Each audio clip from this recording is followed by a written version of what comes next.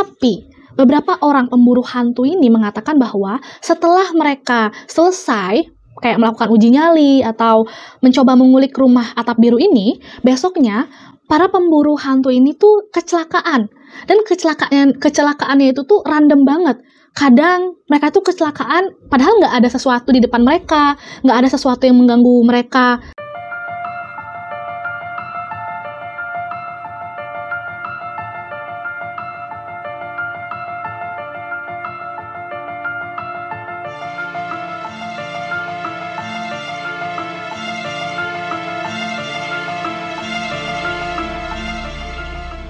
Oke, good mood. Di videoku kali ini, aku akan ngajak kalian diskusi tentang salah satu rumah berhantu yang ada di Jepang. Tepatnya di kota Iwamizawa, sekitar 40 km dari Hokkaido lah. Rumah ini awalnya itu sebenarnya seperti rumah pada umumnya. Tapi nggak lama setelah orang atau pemiliknya pindah ke rumah ini jadi kosong. Dan sampai sekarang, ya nggak pernah ada yang menempati rumah itu. Kenapa ya kira-kira rumah ini bisa kosong? Dan siapa pemilik asli dari rumah ini? Kita bahas di cerita ini.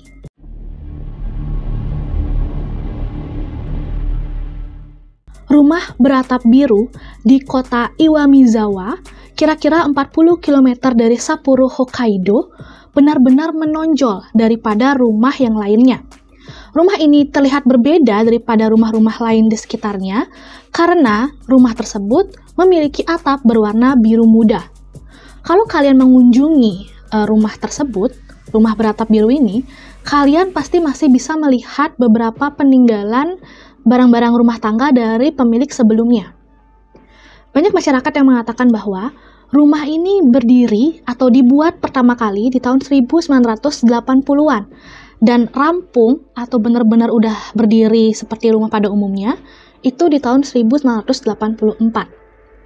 Rumah ini juga terletak di seberang pemakaman Midorigaoka, situs seluas 50 hektar yang dibuka pada tahun 1943. Dan saat ini menjadi rumah bagi puluhan ribu jenazah, baik jenazah yang dikubur atau yang dikremasi.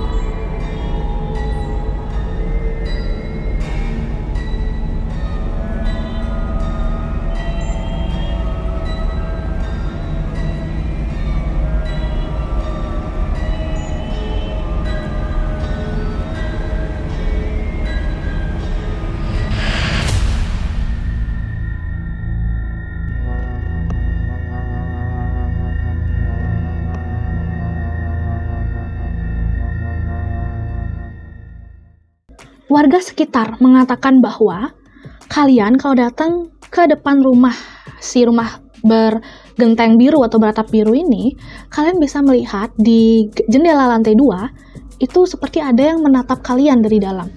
Sebagian besar jendela yang ada di rumah ini, baik di lantai 1 dan di lantai 2, itu semua kebanyakan ditutup dari dalam.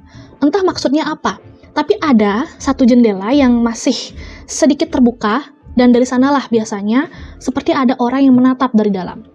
Ya, rumah ini berlantai 2. Cukup besar sebenarnya. Salah satu cerita yang paling terkenal tentang rumah beratap biru ini adalah si pemiliknya. Konon katanya, yang membuat rumah ini di tahun 1980-an adalah seorang supir taksi. Supir taksi ini menabung terus membuat rumah atap biru ini, dan setelah rumah ini rampung, si supir taksi dan keluarganya, yaitu istri dan anaknya, itu pindah ke rumah atap biru ini. Awalnya semua baik-baik aja. Mereka itu adalah keluarga yang ceria, keluarga yang harmonis lah sepertinya. Tapi nggak lama setelah mereka semua itu pindah ke rumah atap biru ini, ternyata sang istri ketahuan selingkuh. Dan naasnya, sang istri lebih memilih tinggal atau menjalani kehidupannya bersama si selingkuhannya dan membawa anaknya ini untuk pergi dari rumah atap biru ini. ya si istri akhirnya menggugat cerai supir taksi ini dan meninggalkannya. Karena benar-benar putus asa, kecewa, marah, si supir taksi ini nggak bisa berpikir jernih. Selama berhari-hari dia selalu berdiam diri di rumah dan meratapi nasibnya. Sampai suatu ketika, si supir taksi ini akhirnya udah nggak tahan dengan nasibnya dia, dan akhirnya memutuskan untuk mengakhiri hidupnya dengan cara menggantungkan dirinya di kamar mandi yang ada di rumah atap biru ini. Setelah itu, pihak real estate mencoba untuk mengambil alih rumah genteng biru ini atau rumah atap biru ini dan mencoba menjualnya. Status dari rumah beratap biru ini adalah properti yang distigmatisasi atau properti di mana seseorang telah meninggal di lokasi tersebut. Pihak real estate itu sempat kesusahan banget untuk mencari peminat dari rumah ini karena statusnya yang pernah dijadikan lokasi sebagai tempat penghilangan nyawa. Jadinya mau semurah apapun rumah itu, nggak ada yang berminat. Pada akhirnya, pihak real estate itu terus menurunkan harga dari rumah atap biru ini.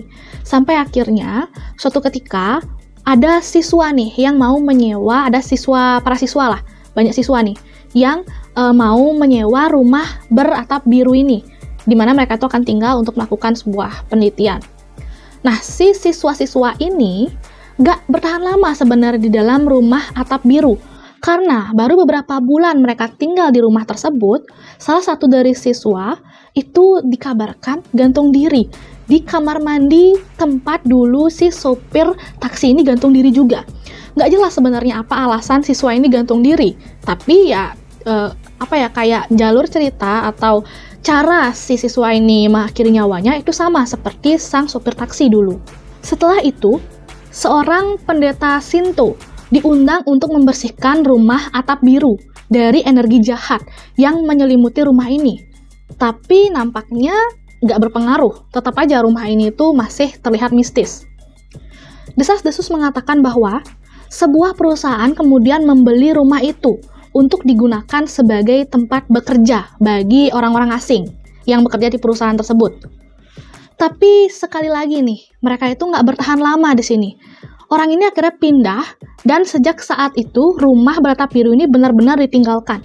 Setelah si perusahaan ini terakhir menyewa rumah atap biru, udah nggak ada lagi nih orang yang pernah menyewa atau membeli bahkan rumah atap biru ini. Sebenarnya banyak masyarakat yang menganggap bahwa mungkin itu hanya kebetulan aja. Mungkin orang-orang yang pernah tinggal di sana itu hanya ya kebetulan aja gitu loh, mereka kehilangan nyawa di sana atau nggak betah. Ya terlepas dari itu semua, apakah ini hanya kebetulan atau memang ada sosok yang membuat mereka seperti itu, ya ini jadinya percaya nggak percaya. Cerita lebih lanjut telah mengklaim bahwa si pembunuhan juga terjadi di kuburan seberang jalan, kuburan yang aku bilang sekitar 50 hektar itu. Di sini mengatakan bahwa rumah itu sebenarnya salah tempat gitu. Rumah si atap biru ini salah tempat karena tanah tempat si rumah atap biru ini berdiri sebenarnya adalah jalan untuk orang yang sudah meninggal. Jalan untuk orang yang sudah meninggal nyebrang dari alam kita ini menuju ke alam berikutnya. Jadi ya penempatan rumah ini seperti penghalang bagi orang-orang yang sudah meninggal ini. Ya udah, makanya kenapa sih rumah ini selalu nggak ada peminatnya atau nggak ada yang betah tinggal di sini? Ya, karena sebenarnya rumah ini tuh mengganggu. Bahkan di Good Mood ya, bangunan-bangunan lain yang terletak di jalan yang sama dengan rumah atap biru ini juga sering mengalami gangguan yang nggak masuk akal kadang. Beberapa masyarakat yang tinggal di daerah rumah atap biru ini udah pernah nih mereka gotong royong bersama-sama mencoba untuk membersihkan sekitaran rumah atap biru ini agar seperti nggak terlalu suram gitu, agar lebih enak dilihat lah ya. Cuman tetap aja walaupun sudah dibersihin, rumah ini masih memiliki aura yang negatif. Selain pendeta Shinto yang aku bilang tadi, sebenarnya masih banyak nih orang-orang yang berusaha untuk menetralkan rumah atap biru ini. Mulai dari biksu, lalu pendeta lainnya, bahkan medium roh, itu pernah ingin menetralkan rumah atap biru ini, tapi mereka semua gagal. Rumah ini tetap masih memiliki aura negatif. Bahkan di Good Mood ya, dikatakan bahwa seorang biksu dari sebuah kuil di dekat Kurisawa menghabiskan beberapa malam di rumah itu untuk mencoba mengusir apapun yang ada di dalam rumah tersebut. Tapi pada akhirnya, biksu ini malah yang mengalami gangguan dan benar-benar nggak bisa mengatasi gangguan itu. Akhirnya pada malam itu juga si biksu lari dari rumah atap biru ini. Ada juga beberapa para pemburu hantu yang mencoba nih mengulik isi rumah ini dan mencoba bertahan di malam hari berada di rumah atap biru ini. Tapi beberapa orang pemburu hantu ini mengatakan bahwa setelah mereka selesai kayak melakukan uji nyali atau mencoba mengulik rumah atap biru ini, besoknya para pemburu hantu ini tuh kecelakaan. Dan kecelakaannya itu tuh random banget. Kadang mereka tuh kecelakaan padahal nggak ada sesuatu di depan mereka, nggak ada sesuatu yang mengganggu mereka.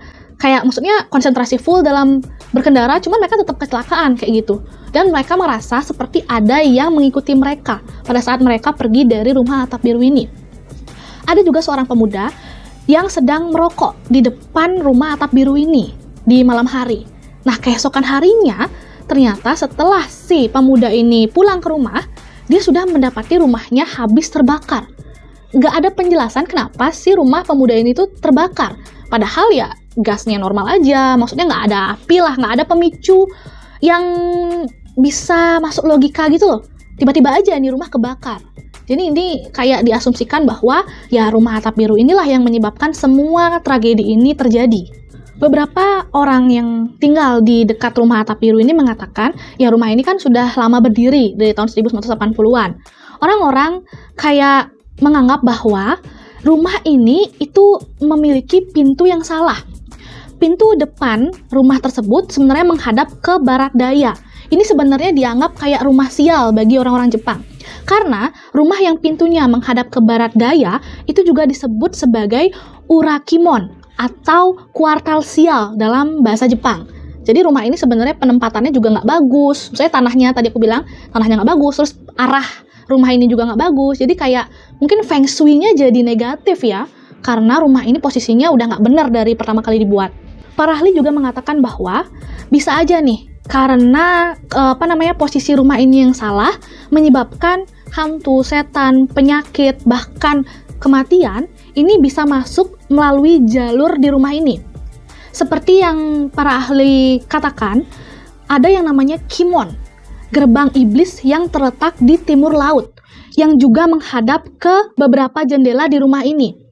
Jadi nggak cuma pintu aja nih yang salah tempat. Jendela-jendela di rumah ini juga dikatakan bisa membawa roh atau penyakit masuk ke dalam rumah ini.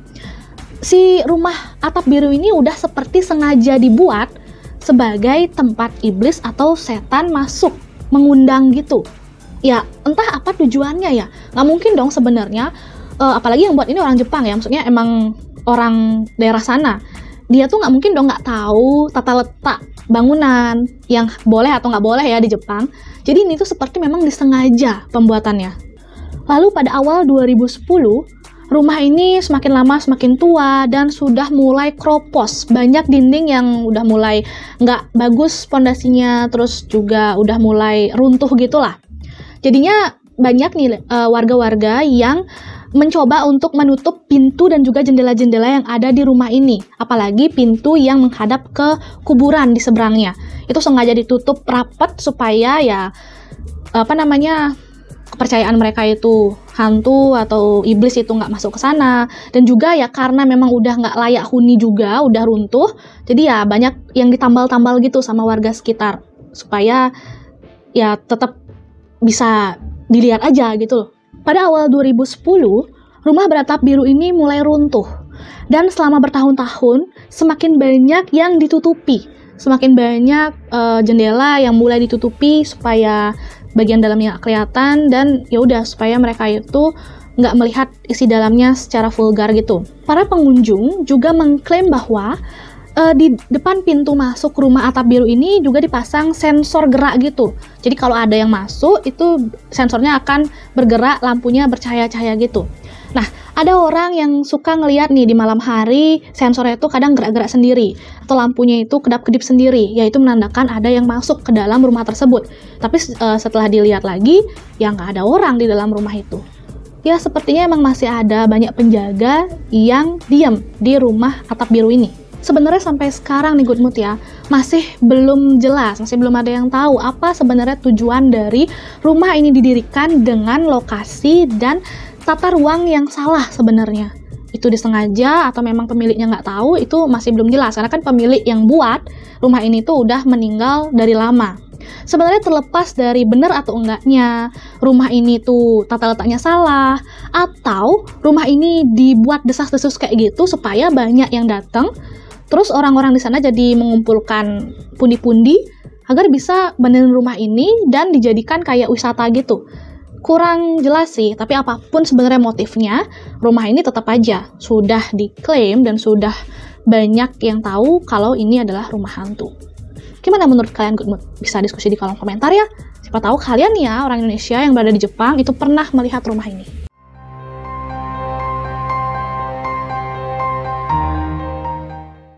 Nah Good Mood, gimana nih menurut kalian tentang cerita kita kali ini? Rumah beratap biru dari Jepang.